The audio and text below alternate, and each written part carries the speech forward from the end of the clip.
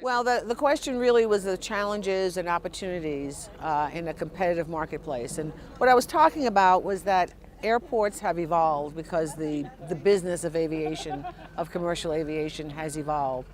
And now countries and cities and towns need aviation as a basic element of their economic and social development. And so that puts a lot of pressure on airports to be what they need to be to attract and retain air service for their communities. So airports have had to learn to become more business focused, more commercially focused, trying to be attractive to the airlines, be attractive to the passengers, to be cost conscious.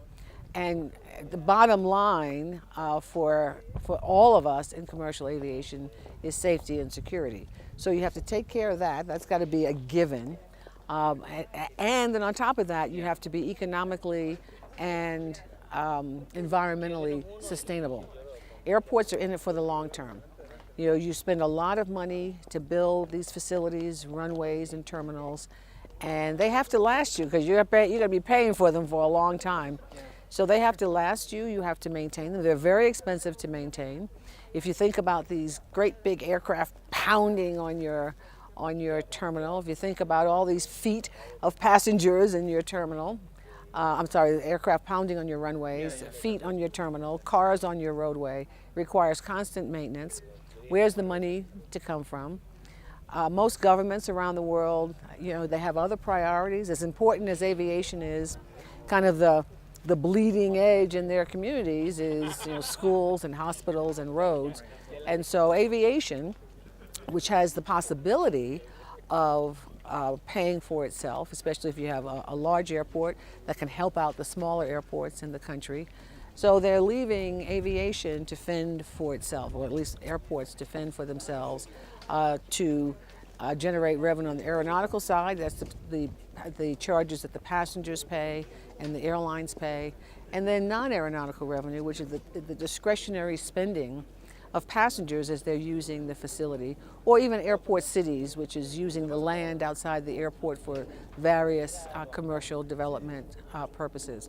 So airports are having to really act as businesses in order to be sustainable and to help the other airports in their community or in their country through a network.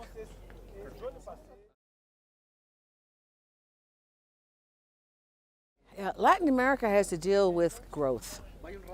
It's part of the emerging world, which is where most of the growth is going to come from, and it has to keep up with its infrastructure. And that's really the concern that many of us have as to the attention that some of the Latin American countries are paying or not paying to the need for infrastructure.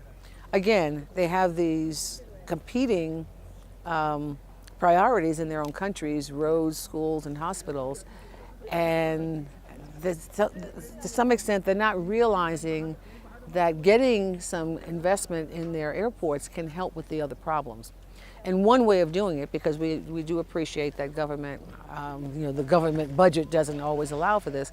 And one way to do it is with public-private partnerships, which Latin America has been using. Mexico has used it to great effect. I mean, it has been enormously successful in this country. And other countries need to at least pay attention to how they're going to get their infrastructure, the airport, the air traffic management, because otherwise they're going to wind up being the bottleneck. The demand is going to be there, but demand that can't be satisfied with supply, you're not going to get it, and you're not going to realize the benefits that aviation can bring.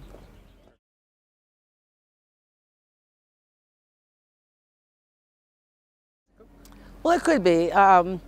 You really have to think about why you're imposing a tax. What's the tax going to be used for?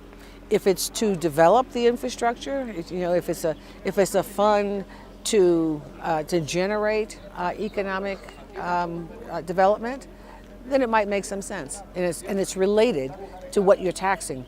When it's totally unrelated, I'm doing it to get more money, you can wind up hurting yourself. And we have seen this in some other countries that put a tax on aviation, wound up, because they're in a competitive situation, wound up losing traffic or not gaining traffic, and wound up having to withdraw the tax because although the tax was generating money, you had less demand, and it's that demand that really generates more taxes because when you have air service, then you get taxes from what people are buying and spending in your country.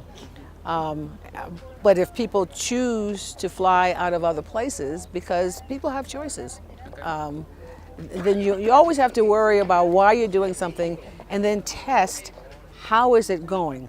I thought this, but what's happening is that, and then be prepared to make a change.